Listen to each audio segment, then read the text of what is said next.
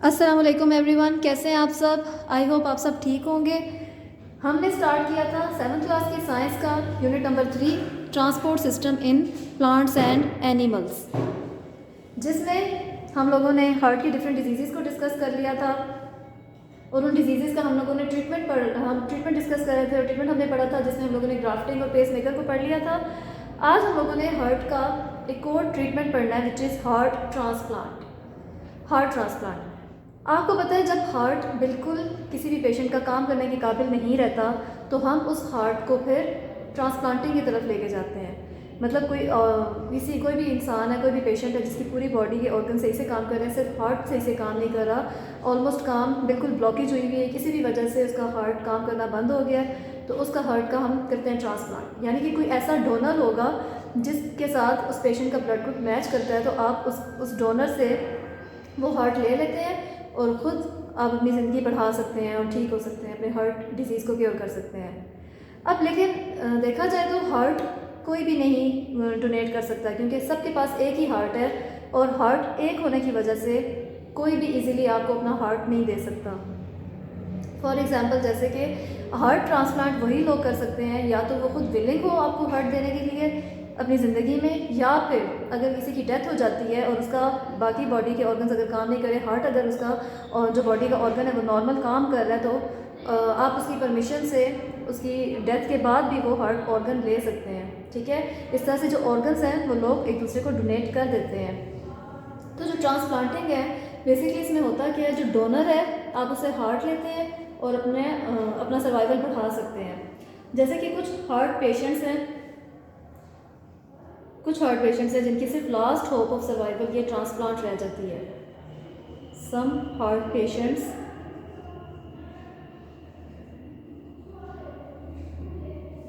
There is only one last hope.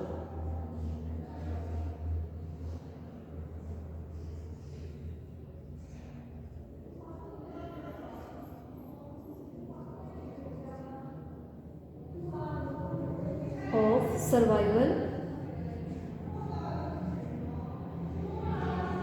That receiving a healthy heart from another person. वो क्या है? Heart transplant. Basically आप receive करते हो एक healthy heart from another person.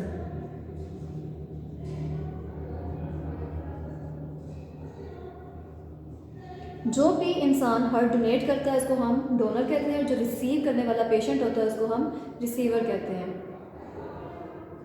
ठीक है,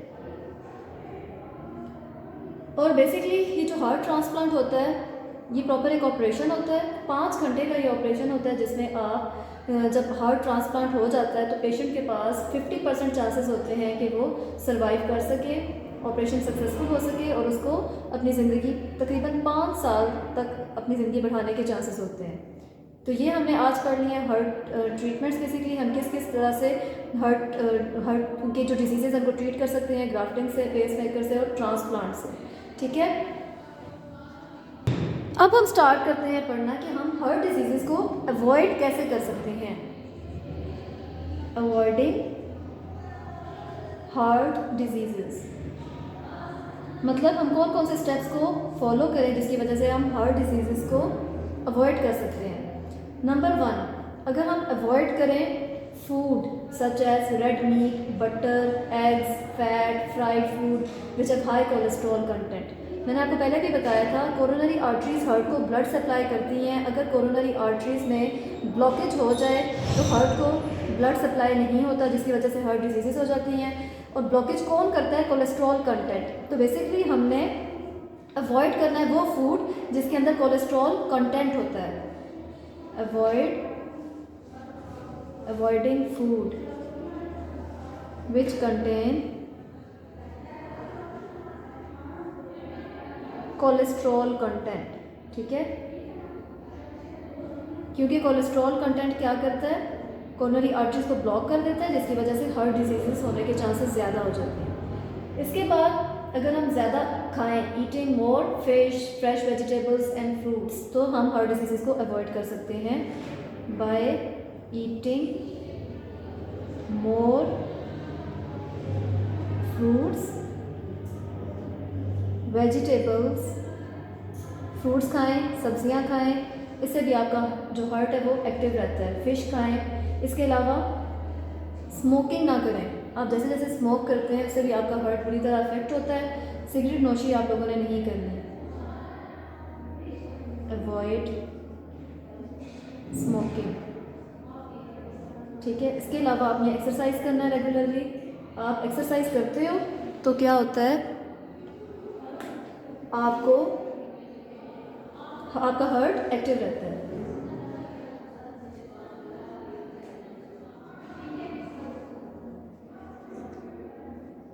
रेगुलरली अगर आप एक्सरसाइज कर रहे हो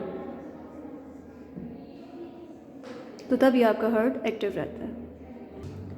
अच्छा क्लास, तो यहाँ पे स्टूडेंट्स हम लोगों का जो ट्रांसपोर्ट सिस्टम था एनिमल्स में, जो कि हो रहा था सर्कुलेटरी सिस्टम से, सर्कुलेटरी सिस्टम यानी कि transport system in animals complete हो गया। अब हमने पढ़ना है ट्रांसपोर्ट सिस्टम इन प्लांट्स।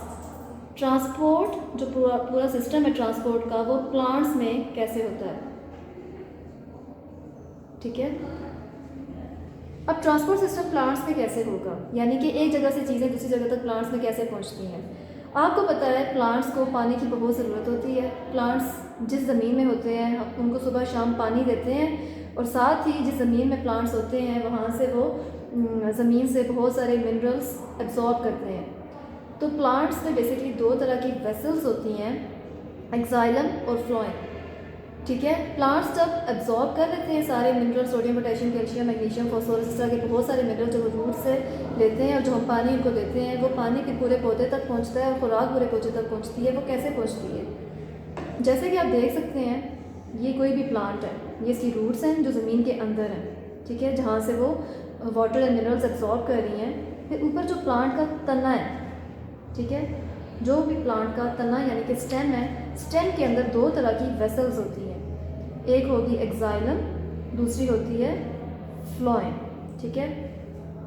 एक होगी एक्साइलम वेसल जो प्लांट के तने के अंदर होती है, दूसरी होती है फ्लोएम, ठीक है।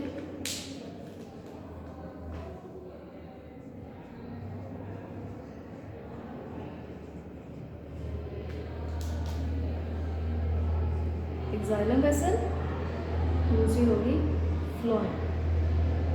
अब होता क्या है, एक्साइलम वेसल्स क्या करती हैं, जो पौधे ज़मीन से सारे मिनरल्स और वाइटामिन्स जो है वो एब्जॉर्ब करते हैं, और जो पानी उनको मिलता है जो तने के अंदर, प्लांट के स्टेम के अंदर जो एक्साइलम वेसल्स होती हैं, वो पानी जो ज़मीन से एब्जॉर्ब हुआ हुआ है पौधे के अंदर, प्लांट में, वो पानी एब्जॉर्ब करके ट्रांसपोर्ट करती हैं। एक्साइलम वेसल्स पूरे प्लांट तक, पूरे पौधे तक पानी पहुँचाती हैं, ठीक है।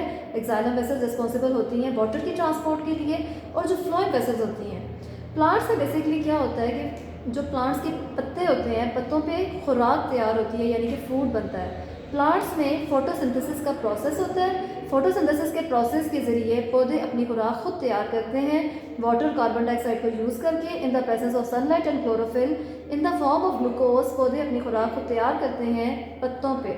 फिर वो जो पत्तों से खुराक पूरे पौधे तक पहुँचाई जाती है, वो किसके ज़रिए पहुँचाई जाती है, फ्लोएम वेसल्स के ज़रिए, ठीक है। जो फ्लोएम है, एक्साइलम है, वो बेसिकली क्या करते हैं, transport of water,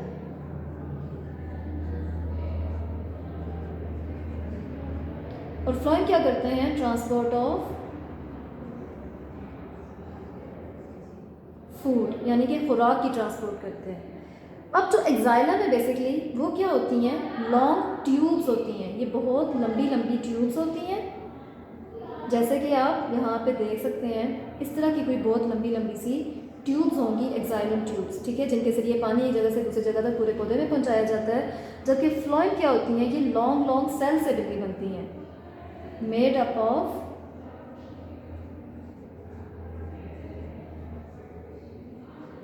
long cells, बहुत लंबे सेल से मिलके बनती हैं इस तरह से, ठीक है। ये क्या है, फ्लोएम वेसल्स। ये फूड की ट्रांसपोर्ट कर रही होती हैं एक जगह से दूसरी जगह तक। फ्लोएम वेसल्स को बेसिकली हम सीव ट्यूब्स भी कहते हैं। सीव ट्यूब्स हम इसलिए उनको कहते हैं क्योंकि इनके सेल्स के बीच में परफोरेशंस होती हैं, ठीक है, यानी कि छोटे छोटे से सुराख होते हैं इनके सेल्स के बीच में, जिसके ज़रिए क्या होता है, वो परफोरेशंस जो सुराख होते हैं, इसकी वजह से फ्लोएम वेसल्स को सीव ट्यूब्स कहते हैं, जिस वजह से जैसे फूड अगर एक जगह से दूसरे सेल तक इजीली पहुंच सकता है। ठीक है, तो यहाँ ही तक था ये वाला टॉपिक। अब प्लांट्स में बेसिकली एब्जॉर्प्शन कैसे होती है, यानी कि जो पानी और मिनरल्स हैं वो एब्जॉर्ब कैसे होते हैं, मैंने आपको पहले भी बताया है। प्लांट्स में एब्जॉर्प्शन का प्रोसेस जो अमल होता है पूरा, वो होता है रूट हेयर से। रूट हेयर्स होते हैं बेसिकली, आप में जो प्लांट का वो हिस्सा जो ज़मीन के अंदर होता है उनको हम रूट्स कहते हैं। उन रीड्स के ऊपर एक एक दो दो इंच की ऐसे हेयर्स होते हैं छोटे छोटे। ये हेयर्स क्या करते हैं, ज़मीन में से वाटर और मिनरल्स एब्जॉर्ब करवाते हैं, एब्जॉर्ब करवाने में मदद देते हैं। तो जो प्रॉपर एब्जॉर्प्शन का सारा अमल है पानी की और जो जितने भी मिनरल्स हैं उनकी एब्जॉर्प्शन का जो अमल होता है वो रूट हेयर से होता है। ठीक है, रूट हेयर्स हेल्प्स इन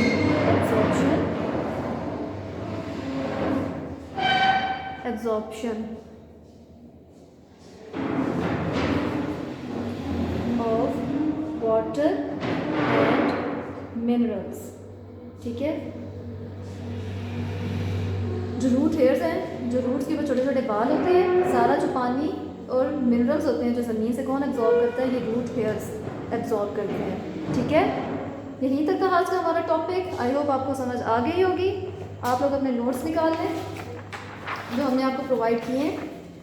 उन नोट्स में से हमने क्वेश्चन नंबर 12 तक पढ़ लिया था। आज हमने क्वेश्चन नंबर 13 से स्टार्ट किया। What is the last hope of survival for the heart patients. Question number 14, how heart diseases can be avoided. And question number 15, write in short about vascular tissues. Question number 16, differentiate between xylem and phloem. And question number 17, how plants absorb water. यहाँ तक आपने questions को अच्छे से prepare करना है। उम्मीद करती हूँ आपको आज का लेक्चर समझ आया होगा। अल्लाह हाफिज़।